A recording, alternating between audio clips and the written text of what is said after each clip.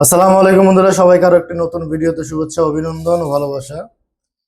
আমরা সচরাচর অনেকেই মনে করি কি যে কারো ইকাম এক্সপার্ট থাকলে কিংবা কারো হুরুপ থাকলে আহ, পুলিশ যেন কখনো কিংবা কোনো চেকিং এ যেন আপনাকে ধরে দেশে না পাঠাইতে পারে।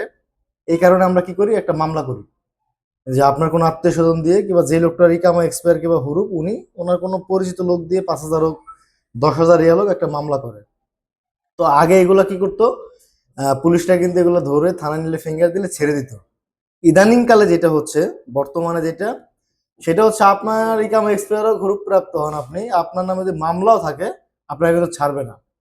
আপনাকে ইনস্ট্যান্ট সমসিতে দিয়ে দিবে এবং যতদিন না অবধি আপনার এই মামলাটা রিমুভ না হবে ততদিন অবধি আপনাকে ওই সমসিতে জেল খাটতে হবে। সেটা আপনার নামে যে কোনো মামলা হোক, 500 রিয়ালের যদি মামলা থাকে তাও সেটা নিষ্পত্তি হওয়ার আগ পর্যন্ত আপনাকে জেল খাটতে হবে, আপনাকে কিন্তু ছাড়বে না। তো এইটা নিয়ে ভিডিও বানানোর কারণ হচ্ছে, অনেকেই এখনো আমাদের কাছে জিজ্ঞেস করেন যে ভাই আমার তো ইকামা এক্সপায়ার কিংবা আমি হরুপ্রাপ্ত, আমার নামে একটা মামলা দিয়ে রাখলে পুলিশ কি আমাকে ধরলে ছেড়ে দিবে?